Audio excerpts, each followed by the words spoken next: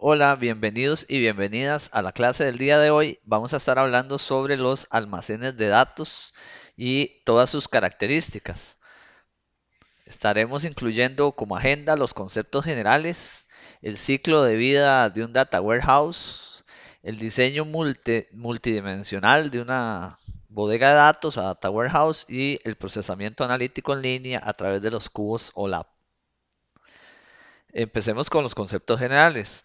Es importante indicar que un almacén de datos o un data warehouse es una colección de datos bastante grande, ya no es algo pequeño, sino que para poderla crear se requiere haber tenido captura de datos durante un buen tiempo y cumple una serie de características. La primera es que es integrada y esto lo que significa es que vamos a tomar los sistemas y aplicaciones que tiene la empresa y que han generado datos en diferentes bases de datos y los vamos a estudiar, a entender y a unir para poder tomar decisiones a partir de datos consolidados y de nuevas relaciones que obtendremos al cruzar estos datos que están en estos diferentes espacios. Se pueden utilizar datos que vengan desde sistemas y aplicaciones internas e incluso desde externas a la empresa, como un sitio web, una red social o una base de datos claramente establecida, un archivo de Excel, PDFs, etcétera, que se pueden transformar, extraer información y realizar este almacén de datos. Luego, otra de las características es que está orientado a un tema. Esto quiere decir que por lo general, cuando uno crea un almacén de datos, está pensando en resolver o en obtener unos ciertos datos que usted tiene eh, identificados que requiere. Es decir, no está orientado a un montón de temas, sino que por lo general todos los datos y toda la información que vamos a ir a buscar las vamos a orientar a uno de los temas. Por ejemplo, si queremos orientarlo al tema de marketing, quisiéramos saber qué es lo que la gente más compra, cuáles son los productos más vendidos, cuál es el proveedor que más rápido me trae lo que yo necesito porque es lo que más vendo, cuánto es lo que me genera esas ventas para yo poder luego a través del equipo de marketing hacer todo un proceso de campaña y colocar esos productos que son los que más se venden, pero también podría conocer cómo son nuestros clientes, qué pasa cuando hago una campaña, cómo reaccionan en redes sociales, si tenemos comentarios buenos o comentarios malos, y todo está orientado, como lo ven, a un solo tema. Luego es variante en el tiempo, es decir, usted necesita almacenar datos por mucho tiempo, por ejemplo, para conocer cuáles son los productos que más se han vendido a través de los años o cómo han cambiado las compras de los clientes a través del tiempo, se requiere ir almacenando esos datos. Entonces, a diferencia de un inventario que está cambiando mucho, o a diferencia, por ejemplo, de, no sé, de una temporada en la que yo podría estar haciendo ciertas ofertas, etcétera, y que simplemente una vez que pasa yo puedo vaciar la base de datos y volver a meter información nueva. En las bodegas eso no pasa, se almacena por mucho tiempo todo lo que se pueda para después hacer esos análisis, porque la idea es que usted pueda ver en el tiempo cómo cambia la información, cuál es el comportamiento, qué es lo que está pasando, y no solamente en tiempo real, como cuando uno va a una base de datos relacional y usted va y extrae información mucha que necesita en tiempo real. Y este es no volátil, ¿verdad? Lo cual quiere decir que usted no la está borrando, ni la está vaciando, ni la está eliminando, ¿verdad? No permite ni siquiera modificar la información ni eliminarla. Una vez que se cargó al Data Warehouse, la información que usted va a usar para analizar, usted ni la modifica ni la elimina, la mantiene ahí por todo el tiempo que la requiere para poder, o por todo el tiempo para poder establecer relaciones y extraer datos. Vamos a ver algunas de las diferencias entre un data warehouse y una base de datos normal, operacional o del modelo de entidad relación, ¿verdad? Relacional, son las siguientes. Vamos a hablar primero del tipo de usuario. por lo general, en una base de datos operacional, quienes la están utilizando son los operadores o los empleados de la oficina. Por ejemplo, si nos imaginamos Walmart, quienes están agregando datos en tiempo real son en las cajas cada vez que alguien está comprando y pasando productos para cobrarlos, esa persona, el cajero, está agregándole datos a la base de datos porque está yendo a disminuir el inventario, a aumentar las ventas, a manejar la parte de finanzas, etcétera, ¿verdad? En tiempo real. Es decir, es más del día a día. En cambio, en un data warehouse, por lo general, hay poquitos usuarios, ¿verdad? Que por lo general son los gerentes o los ejecutivos de alto nivel que toman las decisiones a partir de la información consolidada. Entonces, así como usted se puede imaginar una caja de un banco en donde en una base de datos operacional están pasando transacciones y transacciones y transacciones, puede imaginarse una junta directiva de un banco donde de repente quiere decir, bueno, queremos ver cuál es el producto bancario o financiero que más está colocándose en cuanto a cartera de préstamos en la sucursal de Santa Cruz. Y eso no lo están haciendo los empleados que están haciendo transacciones y transacciones, sino que es un momento específico donde alguien que tiene que tomar decisiones de alto nivel requiere la información. Y por eso los usuarios en una base de datos operacional son muchísimos en tiempo real. En cambio, en una data warehouse son muy poquitos y no es tan tiempo real, digamos, sucede en un momento específico en que se requiere. En una base de datos operacional sobre el tipo de uso es bastante predecible y repetitivo, dado que hay sistemas que la usan día y noche y que ya se sabe cuánto van a escribir, qué van a escribir y cómo son las transacciones. En cambio, en un data warehouse es un poco más ad hoc o no estructurado, es flexible. Es decir, yo quisiera no estar atado a poder a ver cuántos productos vendí hoy, ¿verdad? O si en el inventario cuántos productos me están quedando de lácteos, por ejemplo. En un data warehouse yo quisiera en tiempo real, flexiblemente, crear las consultas. Es decir, que no estén predefinidas en un sistema donde yo puedo ir a imprimir un reporte, sino que yo ahí creo el reporte de acuerdo a mis necesidades y de acuerdo a lo que se me ocurre que quiero ver en ese momento sobre un tema para el cual yo creé el data warehouse. Entonces es mucho más flexible y un gerente podría decir, bueno, quiero comparar las ventas de lácteos que tenemos durante el mes de enero en Costa Rica contra las que tenemos durante el mes de enero en Panamá, porque nosotros exportamos lácteos a ese país. Es decir, y de cuántas de esas ventas corresponden a los helados, por ejemplo. Entonces vean cómo vamos creando consultas flexibles a partir de la información que está en el Data Warehouse. Luego, sobre el contenido de los datos, por lo general en una base de datos operacional, todo tiene que estar súper actualizado. Tiene que saber cuál, por ejemplo, eh, de los productos que están en la bodega están disponibles o no, cuándo es el punto de reorden para volver a pedir esos productos si ya bajó, cuántos tengo si fuesen repuestos de vehículos, cuáles repuestos tengo, en dónde los tengo, tiene que estar siempre actualizado. En cambio, en el Data Warehouse, lo que tenemos son históricos y datos resumidos. Es decir, no tenemos los datos específicos desglosados y en tiempo real, sino que pudimos haber hecho una carga dependiendo de cada cuánto se hagan las consultas, pero por ejemplo, podría haber un data warehouse que se use 4 veces al año para hacer consultas. Entonces, o cada vez que hay junta directiva, que es una vez al mes. Entonces, los datos se pueden cargar una vez al mes y no necesito, no me importa en realidad para hacer los análisis que esté actualizado al día de hoy el último dato que entró en la base de datos de la compra. Digamos, eso no es tan importante. Sobre la estructura de los datos, las bases de datos operacionales están optimizadas para transacciones pequeñas porque hay muchas transacciones y muchas muy rápidas. Si pensamos otra vez en una entidad financiera, imagínense los cajeros donde las personas están sacando dinero y están haciendo depósitos, etcétera.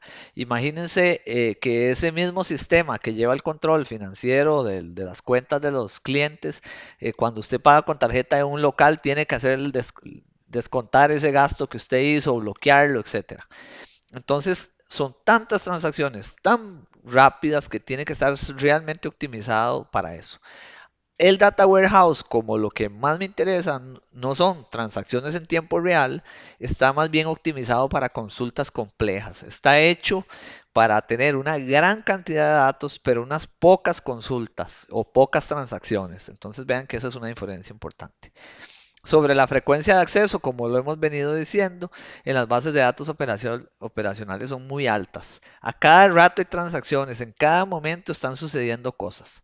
En cambio, en las bases de data warehouse, digamos, en las bodegas de datos, las frecuencias de accesos pueden ser medias o bajas. Como les digo, podría ser una vez a la semana, 10 personas. En cambio, en el otro lado pueden ser miles de personas en tiempo real haciendo transacciones.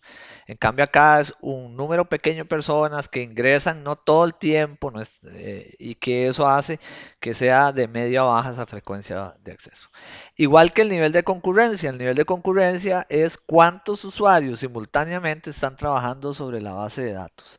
Imagínense la base de datos transaccional de una aerolínea, donde las personas están en línea comprando, reservando boletos y comprando viajes. Hay una gran cantidad de personas que están conectados al mismo tiempo tratando de hacer las mismas operaciones. En cambio, en el data warehouse de las empresas que se dedican a vender servicios de viajes por medio de aviones como Avianca, Copa o cualquiera de esas, en realidad el nivel de concurrencia es bajo, como lo decimos, por mucho, mucho 10 personas al mismo tiempo haciendo consultas, pero no miles buscando información y tratando de hacer transacciones. Luego, sobre los bloqueos en las bases de datos operacionales son totalmente necesarias. ¿Qué es un bloqueo?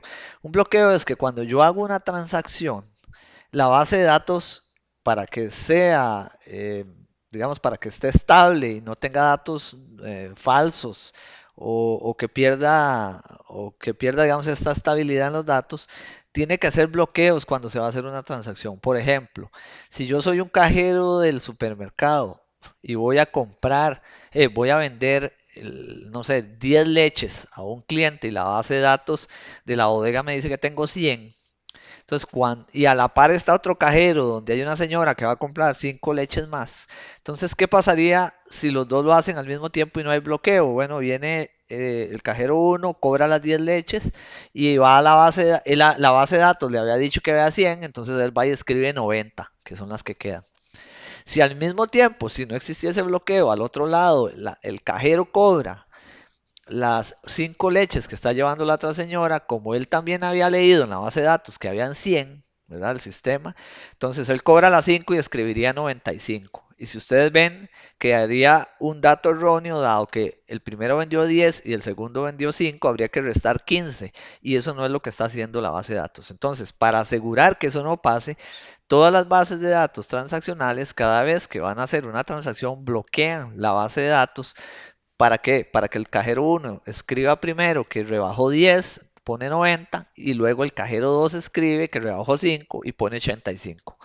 Entonces, aunque esto no lo notamos debido a que los sistemas de bases de datos son realmente muy rápidos y tienen un poder de cómputo muy grande y permiten hacer muchas transacciones por segundo, en realidad cada una de estas transacciones funciona una después de otra, no de forma simultánea, y siempre están haciendo bloqueos a las bases de datos. En un data warehouse eso es totalmente innecesario. Porque como ya dijimos anteriormente, no va a haber operaciones de eliminación ni de actualización, solo de lectura. Entonces, para lectura usted no necesita hacer bloqueos. Sobre la frecuencia de actualización, nuevamente la base de datos operacional, dado la gran cantidad de transacciones que tiene, actualiza constantemente los datos, actualiza los montos, actualiza los equipos o los productos que quedan, actualiza, no sé, cualquier cosa que esté contenida en esa base. En cambio, en el Data Warehouse, la actualización es ninguna o poca. Es decir, se carga los datos cuando se hizo el proceso de carga y ahí se dejan. No es que cada vez que la base de datos se modifica hay una actualización. Entonces se puede decir que en realidad no tenemos actualizaciones, sino que hay procesos de carga cada cierto tiempo. Sobre la redundancia de los datos, aquí lo que tendríamos que hablar es sobre ustedes hicieron una tarea sobre las tablas normalizadas, ¿verdad? Y la idea en las bases de datos operacionales es que haya poca redundancia, es decir, que los datos no estén repetidos porque es ineficiente, porque es lento y porque, como usted aquí mismo lo vimos, estamos optimizados para transacciones pequeñas y entre menos normalización, eso es más complejo. Por el contrario, en las Data Warehouse, más bien las tablas están desnormalizadas y lo vamos a ver más adelante. No importa que se repitan muchas veces los datos en muchas tablas, porque acá lo que interesa es darle velocidad a las consultas. Y para poder darle velocidad a las consultas, entre menos tablas usted brinque, entre menos joins usted haga, es posible obtener mucho más rápidos los resultados. Entonces, por eso es que esas tablas están desnormalizadas. El modelo de las bases de datos operacionales es el entidad relación. Los data warehouse más bien son los modelos multidimensionales como cubos que vamos a ver también durante esta presentación. Y la implementación en una base de datos operacional normalmente es un sistema completo. Si usted va a lanzar un sistema de ventas en un supermercado, espera que haga todo lo que se necesita que haga en ventas. Por el contrario, en un data warehouse, usted puede ir haciendo mejoras incrementales o incluyendo información que va a analizar de forma incremental. Es decir, por ejemplo, va a empezar analizando solo lo que tiene que ver con un pedacito de las ventas y después va a agregar todo lo demás o los otros departamentos. Entonces puede ir creando el proyecto de forma incremental y va armando el data warehouse de esa forma. Ok, vamos a hablar ahora sobre los principales beneficios. Uno de ellos es que los usuarios pueden acceder fácilmente a los datos de forma resumida. ¿Qué quiere decir esto? Que se usan muchas de las operaciones como conteo, suma y los datos están consolidados de tal manera que yo puedo pedir información y no ir al detalle de las cosas, a diferencia de como está en una base de datos relacional donde podemos ver el detalle exacto de cada transacción. Aquí eso no me interesa, sino todas las transacciones sumadas de acuerdo al tema que yo haya decidido que es el que me importa. Luego hay una separación entre las transacciones y el análisis, lo cual mejora el rendimiento. Es decir, acá como tenemos sumarizado no vemos cada transacción, sino que vemos la suma de esas transacciones y eso nos permite que el rendimiento sea mucho mayor a la hora de hacer esas consultas. Luego la presentación de los datos es mucho más comprensible para los usuarios porque ya están procesados. Puede ser hasta un dashboard o un cubo en donde yo tengo sumarizadas cosas y no transacción por transacción. Por lo tanto es más fácil entenderlo. Yo podría, en lugar de ver cada transacción de lo que vendí en San José, en mi venta de repuestos, ver eh, lo que vendí en Costa Rica, por ejemplo, si me interesa ver países. Y ojo, todo San José es sumarizado en un solo número y no en cada transacción de San José. Y eso nos hace más comprensibles los datos. Luego puede disminuirse la cantidad de reportes o informes impresos porque ya no tengo que estar pidiendo que vayan a la base de datos, hagan las consultas SQL 1000 veces y me las impriman en un informe o me las traigan en un informe digital, sino que yo mismo sobre el Cubo Lab puedo generar en tiempo real lo que yo quiero ver y lo veo en ese momento sin estar pidiendo. Incluso disminuyo la cantidad de trabajo que le tengo que estar pidiendo a la persona que hace ese análisis de esa solicitud de los datos.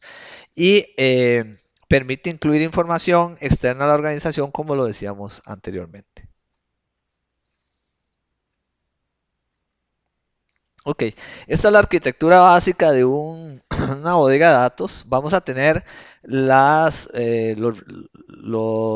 bases de datos, los recursos internos y externos y los sistemas, todo desde donde provienen los datos, ¿verdad? Es lo que tenemos acá. Cualquier cosa que yo use para traerme datos, los vamos a tener en esta sección de Data Source. Luego, esos datos, y de acuerdo a la información que yo quiero sacar, van a pasar por un proceso que se llama ETL, ¿verdad? Ese proceso de ETL lo que significa es Extract, Transfer and Load. Es decir, extraer, transformar y cargar. Entonces yo voy a consolidar los datos de todas ese montón de bases de datos o de redes sociales o de sitios web o de documentos Excel, PDFs, lo que sea. y voy a ir a extraer esa información, la voy a consolidar y ordenar de acuerdo a lo que yo quiero obtener y poder consultar a través de ese proceso de ETL, y voy a generar una base de datos intermedia que se llama una data staging, donde yo ya voy a tener todos los datos consolidados. A partir de esos datos consolidados que yo ya tengo, una vez que le hice el proceso de extracción, transformación y carga, yo voy ahora sí a generar el data warehouse. Hay dos tipos que puedo generar. Puedo generar una data warehouse enterprise, es decir, una única para toda la empresa, con la información que a mí me interesa poder analizar en el nivel superior. O podría generar data marts. Estos data marts son data warehouse más pequeñitas, que por ejemplo, si nosotros somos una empresa muy grande, como nos voy a decir Intel, y cada departamento de Intel tiene su propio plan estratégico y tiene sus propias este, indicadores, metas anuales, etcétera. Entonces yo podría generarles data marts o digamos bodegas de datos pequeñas a cada uno de esos departamentos para que puedan tomar decisiones y obtener su información. Y tener una que sea enterprise para toda la organización para el nivel superior. Además, bueno, eso genera una serie de metadatos. Los metadatos son como punteros o palabras claves con las cuales yo puedo encontrar la información que me interesa. Una vez que yo ya generé esos este, data warehouse, voy a crear el QOLAP o el cubo o el servidor. Vamos, puede ser OLAP o digamos hay otras metodologías, pero el más usado y el que nosotros aprenderemos es OLAP, para crear el cubo de dimensiones de acuerdo a la información que yo necesito. Y después voy a tener una frontend, es decir, ya lo que ve el usuario final, lo que ve la gerencia, lo que ve el nivel de toma de decisiones, que es la herramienta gráfica que pueden ser los tools de OLAP, ¿verdad? Las herramientas de reportes, pueden ser herramientas estadísticas o minería de datos sobre este cubo. Esto lo vamos a ver un poco más adelante. Vamos a hacer algunas prácticas para que vean cuáles son, no en esta clase, pero sí en una siguiente, cuáles son las opciones que existen para poder extraer esa información. Ok, recapitulando un poquito, un data mart es un sistema de datos más pequeño que un data warehouse. Digamos, es un data warehouse pequeñito que se enfoca en un área específica del negocio. Como decíamos, podría ser el área de producción, el área de ventas, el área de mercadeo, de finanzas, depende de qué tan grande sea la empresa y qué tan importante sea esa área específica. Y puede incorporar datos propios a digamos, del área a la que pertenece. Entonces, hay de dos tipos. Hay data marts dependientes. Cuando usted primero hizo el data warehouse grande y extrajo de eso un subconjunto de datos, ¿verdad? Eh, entonces, para eso tuvo que primero haber creado el data warehouse grande y luego el data mart extraerlo de ahí. Y luego están los independientes, que es cuando directamente diseñamos el data mart, es decir, no hay un data warehouse enterprise, sino que hacemos los pequeñitos y se los damos a cada área de negocio. ¿Qué ventaja tiene el dependiente? Bueno, tiene la ventaja de que va a poderse alimentar de la información completa de toda la empresa que está en el data warehouse superior. ¿Y qué ventaja tienen los independientes? Bueno, que están más centrados en el área específica de negocio, y lo mejor es que son muy rápidos de implementar, mucho más baratos y mucho menos complejos. En cambio, los data warehouse tipo enterprise son más lentos, requieren mucho más trabajo, un equipo más grande que los mantenga y son mucho más costosos. Ok, hay algo que se llama un data lake. Un data lake es muy parecido a un data warehouse, ¿verdad? El lago de datos, pero la idea es que los datos se almacenan en bruto. Ustedes vieron, voy a devolverme un momento a la imagen, que acá de las diferentes fuentes de datos, nosotros hicimos un proceso de transformación con lo que nos interesaba, y eso es lo que guardamos en el data warehouse, los datos ya transformados. En el Data Lake no hacemos el proceso de ETL, simplemente los datos se meten tal cual como vienen a la bodega de datos, y esto es especialmente utilizado cuando se hace Big Data, donde usted en la Big Data no quiere tener un previo procesamiento, sino que usted quiere tener todo, hacer el análisis y que el análisis sea quien le diga a usted qué se puede extraer de esos datos. Entonces, eso se hace con algunas tecnologías como Hadoop y NoSQL, que son las bases de datos justamente que no son totalmente estructuradas, ¿verdad? Y que permiten trabajar con archivos planos, archivos de diferentes tipos.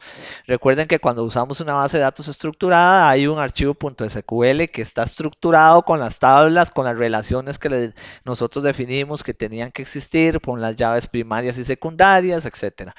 En las bases de datos no SQL eso no pasa. Puede ser que las relaciones se creen al aire, que cada tabla, que cada tupla que se agrega a una transacción sea totalmente diferente de la otra, cosa que no se podría hacer en una base de datos relacional. Y las relaciones pueden cambiar y crearse en tiempo real para poder extraer datos y es como funciona la Big Data. Y bueno, este Data Lake facilita el acceso inmediato de los usuarios a todo el almacén porque no hay pasos intermedios a la hora de transformaciones. Muy bien, vamos a hablar ahora sobre el ciclo de vida de un Data Warehouse. Bueno, normalmente nosotros tenemos bases de datos en las empresas o instituciones en el modelo entidad-relación y entonces, de ahí ya lo vimos en el curso, se hacen las transacciones diarias y se pueden sacar con Selex algunos datos importantes para tomar decisiones pequeñas o, ¿verdad? Etcétera, reportes, lo que sea. Las Data Warehouse parten de la base de usar el modelo entidad-relación, es decir, para poder extraer datos de ahí. Y se compone igual por entidades, por relaciones y por tablas, aunque vamos a ver más adelante que es un poco distinto, porque él extrae información de ahí, pero usa el modelo multidimensional y no el entidad-relación. En el modelo multidimensional, digamos, físicamente los datos están almacenados con lo que se llama llaves subrogadas. Ok, una llave subrogada incluso pasa a ser más importante que una llave primaria o foránea para establecer los datos. ¿Qué es una llave subrogada? Recordemos que cuando nosotros decíamos en la base de datos de vehículos cuál es la llave primaria, la llave primaria era el número de placa. Entonces, cada llave primaria es ese número de placa.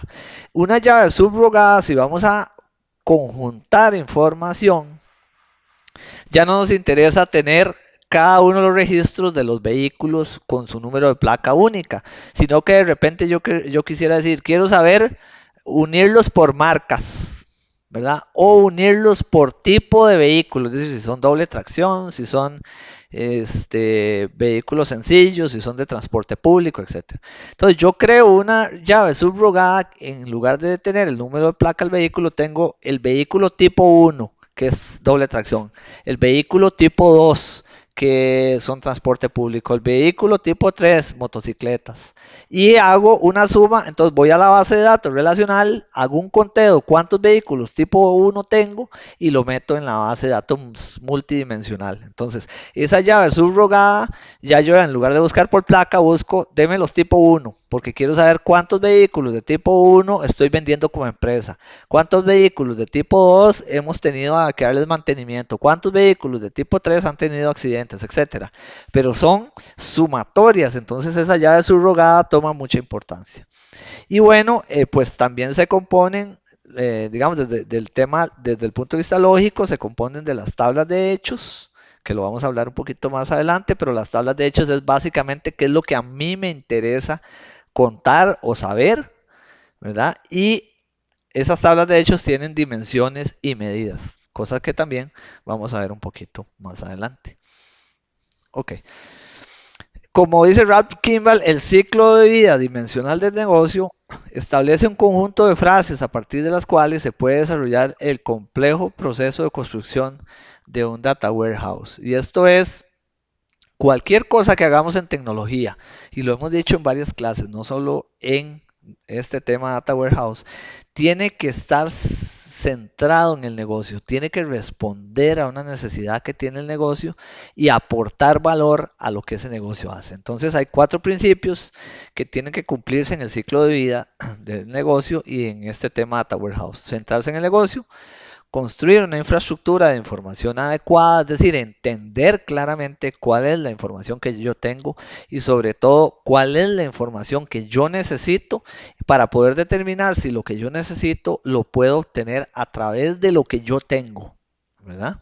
Luego realizar entregas en incrementos significativos, es decir, vamos a ir haciendo el proyecto del Data Warehouse incrementalmente, pero cada uno de esos incrementos que yo le hago al proyecto es importante y agrega valor, ¿verdad? Y es utilizable.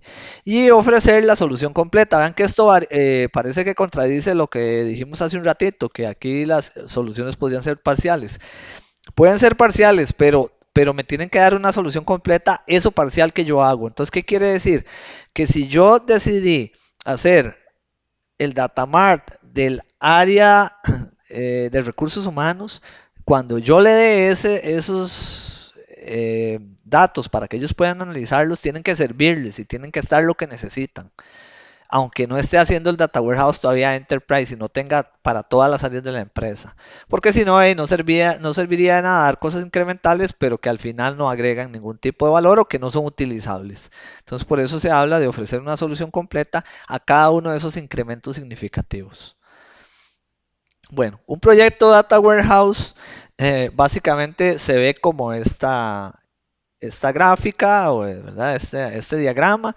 Vamos a tener el proceso de planificación del proyecto. Antes de esto, tiene que existir una necesidad y tiene que estar identificada esa necesidad. Porque yo no voy a hacer un proyecto, como lo dijimos justamente, que no aporte nada o porque se me ocurrió, sino que debería de responder a una necesidad. Normalmente estas necesidades, lo que se hace es un caso de negocio, ¿verdad? Y en ese caso de negocio se explica cuáles son los beneficios, el alcance, cuál es la problemática que se quiere solucionar, eh, qué sistemas tenemos, de dónde podemos extraer esa información, quiénes son el equipo que estaría a cargo, etcétera. Digamos, un documento, digamos, bien descrito sobre el contexto y el caso de uso de lo que quisiéramos hacer. Una vez que eso pasa, entra el proceso de planificación del proyecto, donde es una planificación normal de como cualquier proyecto, cuáles son los recursos, los tiempos, los hitos, cómo voy a medir que alcancé cada uno de los puntos, los recursos económicos, técnicos, financieros, etcétera. Cuando ya tengo la planificación del proyecto, me voy ahora sí a la definición de los requerimientos del negocio, que los parto en tres caminos, que al final se vuelven a conectar aquí en el diseño e implementación del ETL, ¿verdad? El primer camino es diseño de la arquitectura técnica, y esto es en dónde voy a correrlo, cuánto almacenamiento ocupo, cuál es el procesamiento sobre el que se va a mover. Y una vez que esto lo sepa, pues hago la selección del producto y ya sea que lo compre, que si lo tengo le dé el espacio y lo aprovisione, si tuviera espacio, que haga la licitación si tengo que hacer licitación, o sea, lo que tenga que hacer para poder tener esto. En cuanto al camino de los datos, vamos a hacer el modelado dimensional, es decir, vamos a decir cuál es la tabla de hechos y todas las dimensiones y la información que quiero extraer. Voy a hacer un diseño físico, eso lo vamos a hacer ahora en la práctica más adelante, ¿verdad? Un diseño físico para ese modelado dimensional, ¿verdad? Primero, y luego vamos a pasar al proceso de TL, que es una vez que tengo todo el diseño, sé de qué bases de datos voy a jalar los datos, procedo a la extracción, transformación y carga de esos datos. Y las aplicaciones igual, voy a especificar, por ejemplo, si lo que quiero es tomar decisiones, cuáles son los sistemas de inteligencia de negocios que voy a usar y desarrollar esos sistemas o contratarlos o lo que corresponda a esos sistemas de inteligencia de negocios para tenerlos listos en el proceso de implementación del ETL. Cuando esas cosas están listas, yo ya puedo hacer el ETL y proceder a la implantación. Y una vez que esté lista el Data Warehouse y ya sea utilizable, pasan dos cosas. doy mantenimiento si hay algún error, si hay algún dato que no esté dando los resultados que tienen que dar o que faltó, entonces doy mantenimiento al data warehouse. O también puedo ir agregando, como es incremental, haciendo crecimiento y agregando nuevas áreas, nuevos datos, nueva información. Y cada vez que voy a hacer crecimiento, regreso al punto de planificación del proyecto. ¿Verdad? Y eso es básicamente lo que se llama la administración del proyecto de Data Warehouse o de inteligencia de los negocios. Ok, es importantísimo, como lo dijimos, entender cuáles son los requerimientos de información que tiene el negocio, ¿verdad? Y normalmente lo que pasa ya en realidad es que se pueden dar dos enfoques. Un primer enfoque es el que se llama análisis de requerimientos de requerimientos de los usuarios, el user driven. ¿Y qué es esto? Es que hay usuarios expertos que conocen muy bien la información que tiene la empresa y entienden y conocen perfectamente la necesidad de información para toma de decisiones que ellos tienen. Entonces ellos van a venir a decir al equipo técnico, vean, necesito que creemos un data warehouse que me permita obtener estas consultas o estos datos específicos que yo sé que necesito. Le toca al equipo técnico verificar si con lo que hay en las bases de datos y en la información en todos los sistemas puedo yo generar una bodega de datos que me responda a todo lo que el usuario está pidiendo. Pero bueno, esa es otra historia. Este usuario conoce perfectamente. Y lo más común es lo que se llama orientado al análisis de sistemas operacionales, el source driving. ¿Y eso qué es? Que más bien el usuario llega y dice, vea, tengo todos estos sistemas y todos estos datos y toda esta información y estos accesos a redes sociales. Dígame qué puedo hacer con eso, qué información podría yo obtener con esos datos. Entonces el proceso es al revés. El equipo tiene que sentarse a ver qué hay en esos datos y qué podría dar como datos para inteligencia de negocios o para toma de decisiones. Vean que es al revés. Lo que más se presenta por lo general es que las instituciones, las empresas tienen un montón de sistemas, un montón de datos y no saben qué hacer con ellos y tienen necesidades en el nivel gerencial para tomar decisiones y el nivel gerencial está deseando tener datos procesados en un data warehouse, pero no saben cómo hacerlo. Entonces hay que entrar en el medio y tratar de convertir eso que tenemos en algo que sea valioso. Ok, entonces hablando de los enfoques, según lo que decíamos anteriormente, tenemos el user driving y el source driving. En el user driving los requerimientos del usuario están bien claros, sabemos lo que necesita, el usuario conoce qué es lo que necesita y nos toca a nosotros ver si con lo que hay se puede entregar lo que el usuario necesita. Más bien el source driving nos entregan o sea, aquí es lo que tenemos y ve a ver usted qué me puede entregar. Digamos que vean que es justamente cómo se comporta de las dos formas que estábamos explicando. Ok, en el punto 3 vamos a hablar del diseño multidimensional de un data warehouse y la idea es comprender la información para poder hacer algo ágil y completo. Ok, entonces primero en el diseño multidimensional vamos a tener la tabla de hechos que ya se los había mencionado anteriormente. La tabla de hechos representa los elementos del negocio a partir de los cuales usted quiere obtener información y hacer análisis. Y crear indicadores. Es decir, en la tabla de hechos, también lo vamos a hacer en el ejercicio un poquito más adelante, yo voy a incluir eh, una representación de cuáles son esas sumatorias, operaciones, conglomerados de datos que yo quiero tener y cómo los voy a obtener a partir de la información que tengo, ¿verdad? Y esto constituye la base de análisis, en realidad es el eje central, es el corazón de la data warehouse. Sobre las medidas son los valores utilizados para hacer una evaluación cuantitativa de los elementos que incluimos en la tabla de hechos. ¿Esto qué quiere decir? Son esas características con las que yo voy a hacer las sumatorias o a conjuntar los datos para poder luego analizarlos. Y básicamente se dividen en tres tipos. Y esto depende de si pueden ser o no pueden ser sumados. Los primeros son los aditivos, que son los que son 100% posibles que se sumen. Y entre estos tenemos cualquiera de las cosas que usted podría tener en la información y que pueda agregar, como qué, como la cantidad total de ventas, el número total de clientes, la cantidad de vehículos que vendió por tipo de vehículo, la cantidad de ventas que se hicieron por ciudad. Y cualquier otra cosa que usted pueda hacer count, zoom o cualquiera de las operaciones que usamos cuando hacíamos las consultas de SQL con las que se puedan hacer promedios, agregaciones, etcétera. Luego tenemos por el otro lado aquellos que son semi-aditivos. Estos son aquellos que se pueden sumar algunas veces o tiene sentido agrupar por ellas algunas veces, pero no todas o no para todos los casos. Como por ejemplo que imagínense que ustedes tienen una red de comercios o de ventas de productos de cualquier tipo y tienen el stock de los productos. Entonces, si ustedes hacen una agregación por, no sé, por provincia, entonces podrían ver cuántos productos tienen de stock en determinado tiempo en una provincia, ¿verdad? Completa.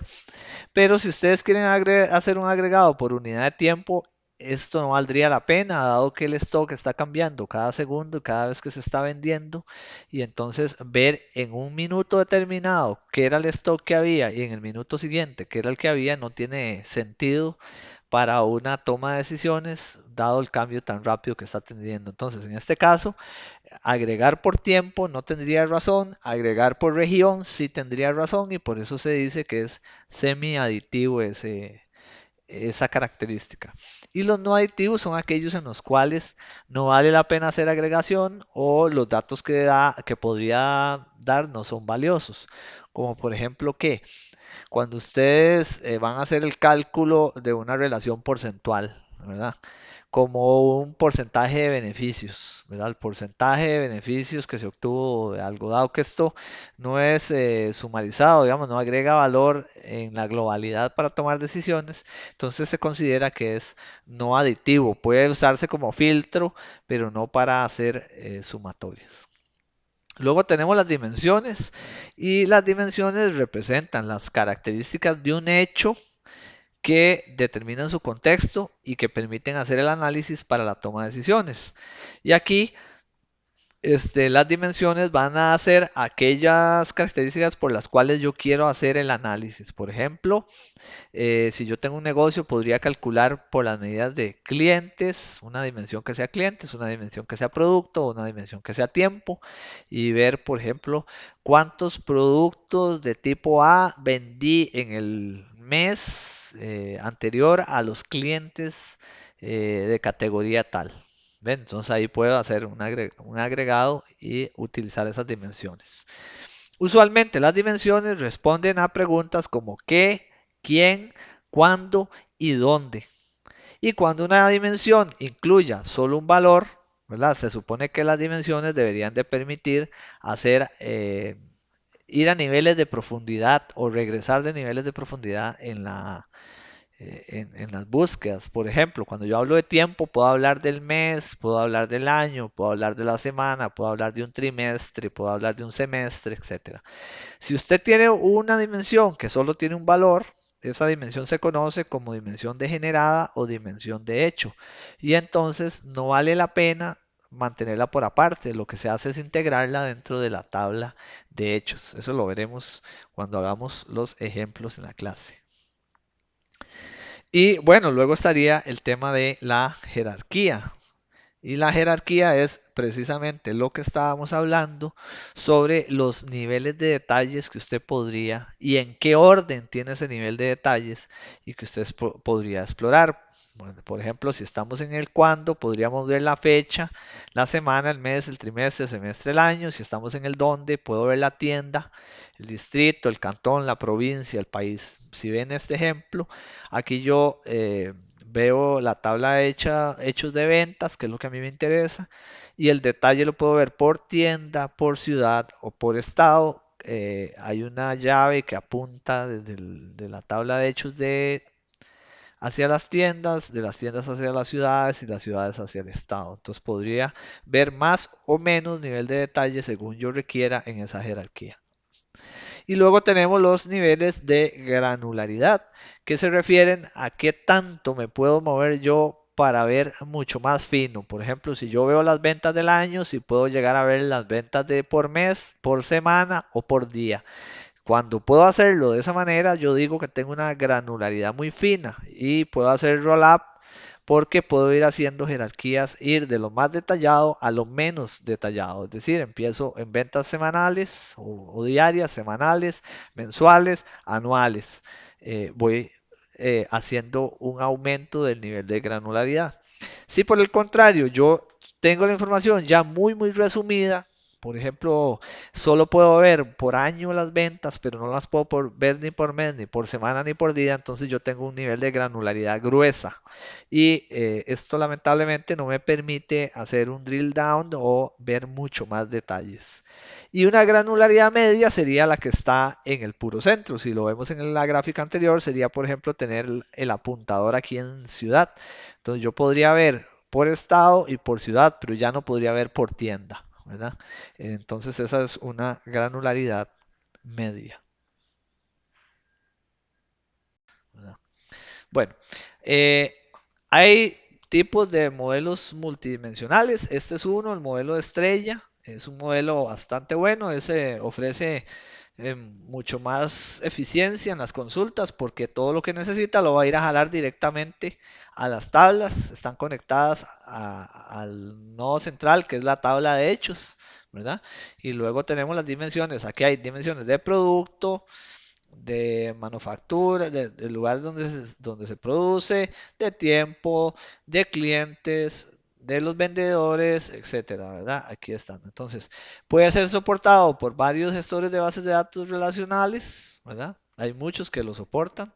Oracle, SQL, MySQL lo pueden soportar perfectamente y mantiene un alto grado de desnormalización, es decir, aquí hay mucha información repetida, ¿verdad? Porque está conectado todo directamente, entonces toda la información se está cargando acá tantas veces sea necesario y se repite, ¿verdad? No está normalizado. Luego está el modelo de copo de nieve, que es este que está acá, que ofrece un mayor nivel de normalización, es decir, se repiten mucho menos datos, por lo que cada una de las dimensiones tiene registro. Entonces vean, por ejemplo, acá la tabla de hechos, ¿verdad? Si quiere ver la fecha, puede ver los meses o las semanas en la dimensión, en la dimensión de tiempo. En la dimensión de cliente podría ver la localización del cliente, ¿verdad? En la dimensión de ventas, digamos, o de vendedores, tendríamos la región, el tipo, etcétera. Y en producto podríamos ver el producto, los modelos, es decir, ahí hay varios niveles. Entonces, este repite mucho menos información, pero tiene la desventaja que es mucho menos este, fácil de mantener porque hay muchas relaciones y ocupa mucho más joints. Recuerden que hace un rato dijimos que entre más joints usted haga, menos eficiencia tiene su consulta. Entonces, esa es la desventaja, aunque la ventaja es esa que nos permite tener mayor nivel de normalización. Ok, así se ve una tabla de hechos, ¿verdad? En el esquema de estrella y así se ve en el esquema de copo nieve, donde ustedes pueden ver que en la que estábamos usando antes, vamos brincando y llegando a mucho mayor nivel de detalle. Entonces, dependiendo de qué se ocupe hacer, se usa uno u otro. Ok, vamos a ver un momento el proceso de modelado. Básicamente se va a hacer la especificación de los requerimientos y estos que los usuarios van a contar qué es lo que ellos necesitan, ¿verdad? Cómo lo necesitan, cuál es la información que necesitan. Luego vamos a proceder a hacer el diseño conceptual, que es representar los datos en un nivel de abstracción donde se crea la tabla de hechos, sus dimensiones, independientemente del hardware y el software que se vaya a usar, ¿verdad? Y se incluyen medidas, jerarquías, etcétera. Eso es el diseño o el concepto, así como cuando hacíamos el modelo entidad-relación. que era un dibujo de cómo se conectaban las cosas. Es lo mismo acá este diseño conceptual. Luego vamos al diseño lógico. En el diseño lógico ya ahora sí vamos, es como cuando lo metíamos al SQL, ¿verdad? La tabla, y ahí ya se veían las llaves, quién conectaba con quién, cómo se jalaban los datos y qué había en cada tabla. Eso es el diseño lógico, igual en el Data Warehouse. Es un mapeo del modelo conceptual ya a un modelo relacional para montarlo en la base de datos en el sistema, en SQL, en Oracle, en lo que se vaya a usar. Y luego viene el diseño físico, que es ya cómo se convierte en la estructura de bases de datos física y donde se hacen las consultas y se ve el rendimiento y cómo se cargan los datos, etcétera. ¿Verdad? Ok, vamos al último punto de esta presentación, que es el procesamiento analítico en línea. Y acá lo que vamos a hablar son sobre los cubos OLAP. OLAP es Online Analytical Processing y es una base de datos multidimensional que se conoce como cubo. Ahorita van a ver, es tal cual un cubo. Que la idea es crear una consulta multitabla en lugar de, ¿se acuerdan que en el modelo relacional había un montón de tablas y íbamos brincando entre tablas? Aquí se brinca menos y se tiene todo en una forma de cubo. Las características principales permite a los usuarios ver los datos moviéndose por puntos de vista, ¿verdad? Con cada una de esas dimensiones. Da respuestas rápidas a problemas que usted quiere que ahí en tiempo real armar una consulta y facilita niveles de detalles en esas consultas que usted está haciendo.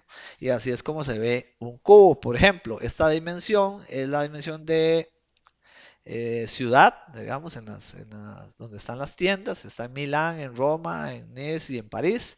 Este es el tiempo en cuatrimestres, cuatrimestre 1, 2, 3 y 4 del año, o sea, eso sería enero, febrero, marzo, abril, mayo, junio y así. Y luego tenemos una dimensión más que es la del producto, donde vemos que vendemos libros, juegos, CDs y DVDs.